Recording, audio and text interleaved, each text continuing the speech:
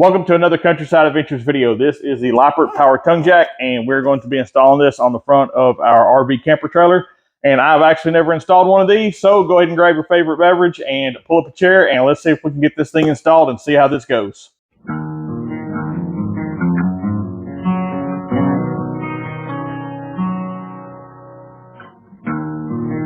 All right, so let's start by unboxing this and see what we have inside. And it looks like it should just unbox from the side here fairly simply. Let's see what this consists of, because like I said, I've never installed one. So we have an instruction sheet, so I will go ahead and go through this here in a moment. Let me get this out of our way so that we have a little bit of room to work. I'm actually kind of curious real quick while I've got you. Okay, so yeah, pretty basic stuff, and it's just kind of a step A, step B, and we have a manual crank handle in case we're out of power, so we can crank the unit up and down. Looks like we have a safety pin, cotter pin, 3 mounting bolts, and we'll see what size those are here in a moment. We have obviously foam packing material, get that out of the way, and then it looks like we have the unit itself. I'm gonna get the box out of the way. Set this up here. Oops, I dropped the foot for it. So obviously our safety pin, our cotter goes through there. Very cool. It actually has a built-in fuse holder, and I'm very impressed by that because it seems like aftermarket parts, it seems like you never really get everything that you need. So that's pretty cool that we actually have a fuse holder with it. Now I did pick this unit up off of Amazon, and there were some other units that were for sale on Amazon, and most of them were of course just offshore knockoff units. But the Lippert unit actually had fantastic reviews, and there was a couple of features that I really liked about this one. Now, make no mistake that the Lippert unit was literally like 50% more on price point than the other units. I think this one was around 200 bucks, just over 200 bucks. And some of them can be picked up off of Amazon for like 100 bucks. A couple of features that I really liked about this unit versus the cheaper offshore models is the fact that the switches are on the front and they are weather sealed. And also we have an LED light on the front side of it that would be facing the truck. And of course, when Colin and I are out doing any sort of off-grid camping or bow hunting, something like that, you can never have enough light sources. So I thought that was cool that we had the light on the front of it. And since we are talking about some of the features and some of the other comparative units, I always like to check and share with all my videos because, well, it seems like manufacturing is a dead art in the United States or the continental United States, period. This unit is made in China, of course. So, Lippert, one strike against you. The unit is made in China. I don't think we probably buy much of anything here. So, it is what it is. So, yeah, made in China. So, anyway, let's go ahead and move forward and get this thing installed. Okay, so there are a couple of different ways you can go about this. Obviously, one of the most convenient ways to get the tongue jack off of the ground and no weight on it is to probably just go ahead and hitch it up to whatever tow vehicle you have. Obviously, we're out by my shop, and the tow vehicle is actually in the garage, and we got the camper all covered up. So I'm not going to mess with any of that. One of the safest ways outside of that is probably going to be to use a set of jack stands. So definitely suggest jack stands. What I'm going to do on this, because I just have easy access to them, is I'm going to use 2 floor jacks and, 2 of them as, basically a safety measure. So if one of them has any trouble or fails, leaks down anything, I've got another one for a backup. And obviously this camper isn't all that heavy, so I'm not overly concerned about that. So I'm going to use 2 floor jacks on this and go ahead and just get the tongue jack elevated a little bit, get the weight off of it. And please don't pay attention to any of this. I've actually just sitting out here. Got the charger on the battery, so the batteries will be good and charged. So yeah, I'm going to go ahead and get the floor jacks under it. Go ahead and get it up in the air and make sure that, we're stable. I got both sides of the wheels chalked, so shouldn't have any problems there. So let me go ahead and get this thing up.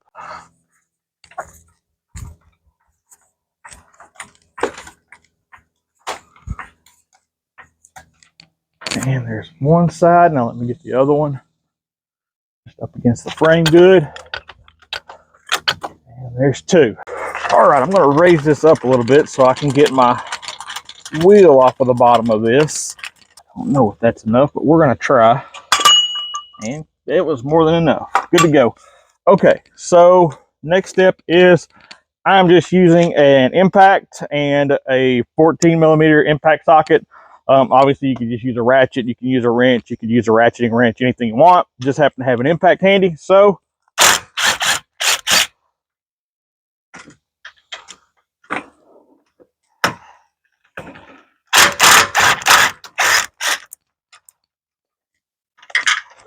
There's that. Last bolt. Okay, I'm going to set these bolts off to the side because I don't know if we're going to need to use them again or not. And just like that, I'm going to set this off to the side. All right, just because we're here, I'm going to just knock some of this dirt from under where the old one was mounted.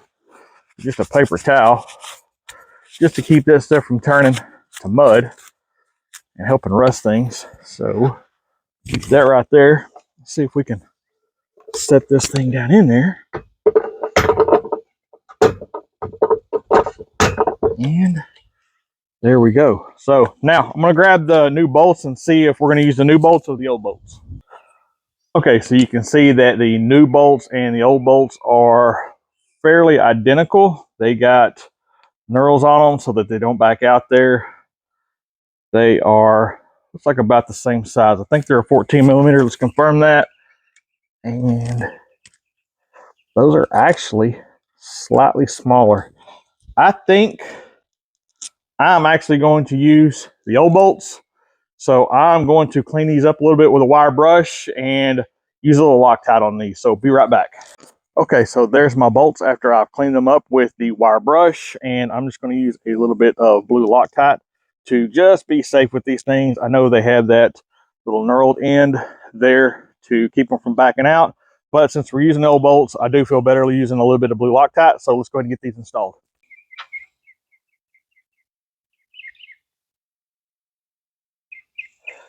And I'm going to just go ahead and try to start all the bolts.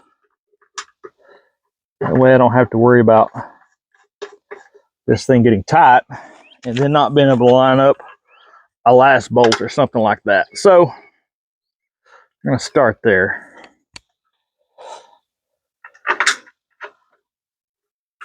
Okay, so all our bolts are started. Let's go ahead and run them down.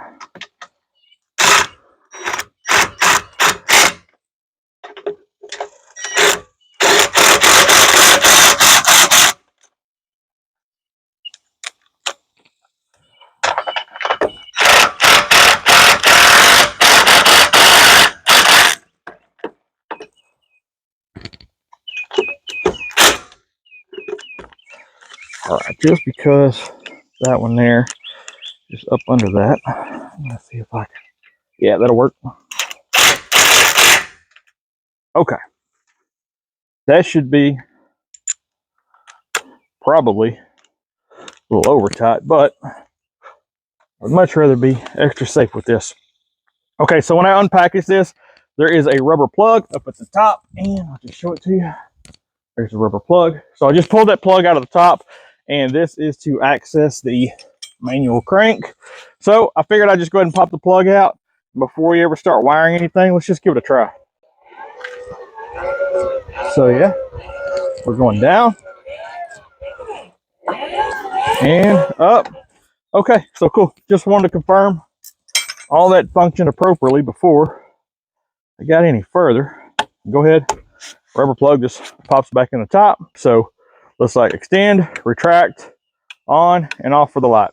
Cool, pretty basic. All right, so let's go ahead and keep moving and see if we can wire this thing in. So I'm going to run inside real quick just to get a pair of wire cutters so that we can cut off these zip ties right here. And we're also going to need a ring terminal, or sometimes referred to also as an eyelet, to terminate the end of this wire so that we can connect it to our battery. That is one thing that was not included in this. Not the end of the world, so I'm actually impressed they included a few, so that's pretty cool. So let me go see if I can get a ring terminal for this and get these zip ties cut off, and then we'll figure out how we're going to wire this thing in. Okay, so a couple of tools that you're definitely going to need is going to be some wire tools, and so just some basic crimpers, and I went ahead and got just a pair of cutters so that we can cut zip ties away. Then I'm curious to check. Okay. So that's not too terribly bad as far as the length of wire before our fuse, and it looks like just a standard 30 amp bus fuse. So pretty cool that that's in there. And then what I have got is, I'm going to go ahead and twist this up tight. So here is our ring terminals. So we're just gonna see if we can get this thing connected out. Got a strand of wire trying to stick through there, and I want to get it all covered. Okay, I've got the wire just barely sticking out through the end. I hope you can see that it's right there. So I'm going to go ahead and get this crimped. Use my middle jaw. And we are crimped. Now, another thing that was not included with this is something I like to use is convoluted tubing, and this is definitely not necessary, but I really like to use this tubing to cover up any wires, and it just prevents, if the wire is going to be rubbing on anything, a secondary layer of protection as opposed to just the wiring insulation, and it just honestly makes for a much cleaner install. Protects the insulation from breaking down out in the sun, turning that weird white chalky color and just basically falling apart. So I really like convoluted tubing. This stuff is pretty cheap. You can pick it up at any hardware store, and well, once it breaks down in the sun or just gets brittle and old, it's very cheap. You can just go ahead and pick up another roll of this and just recover it. So that is how I'm going to do this. I'm going to go ahead and add the extra layer of protection of some convoluted tubing. So next step is I need to lay this cover back a little bit, get access to our battery, and figure out how I'm going to route this up to our battery. I didn't want to bore you with removing the top off the battery box and everything, but here is the routing and the convoluted tubing installed. So you can see I just started there at the top with a few zip ties, worked my way down, and I wanted to keep a zip tie on the bottom so that this didn't move around too much on the frame. Then from there, I just connected to my pigtail harness that goes to the tow vehicle, worked my way down the frame, and from here, your system may differ a little bit. Of course, all these campers seem to be a little bit different. I'm not a camper expert, but it seems like nothing is truly uniform on them. So I just have an SAE connector down there, and you can see it plugged in, and that is so I can maintain the batteries.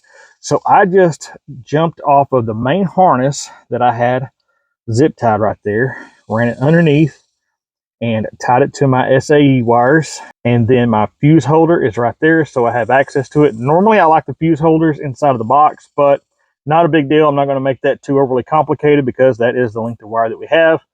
As you can see, it runs up and I have it sitting right on top of the battery. So next step is to take a 14 millimeter and remove that nut, go ahead and connect power to it, and obviously with it bolted to the chassis, so that is our ground, so no worry about a ground wire. So I'm going to go ahead and hook up the power to it, and let's see if this thing functions.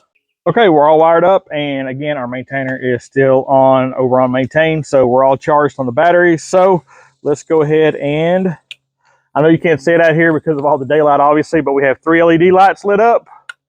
And I went ahead and made sure that my wheel down the bottom would actually attach. They're all pretty much universal, so no problem there. So you can change, whatever bottom pad you want to, or put a wheel on, whatever. I like the wheel out here on the concrete. That way I can move this around pretty easily. And you can see that this is definitely in real time. It is not the absolute fastest thing in the world, but it is definitely better than sitting there cranking on this thing by hand. So I'm going to get this thing all the way down, and let's see if we'll go ahead and pick up the camper trailer off of our floor jacks and blocks that we have set up. So almost to the ground. And I want to keep playing this out in real time for you. I don't want to bore you to death, but I do want you to have a good idea of the speed at which this travels. And you definitely have weight.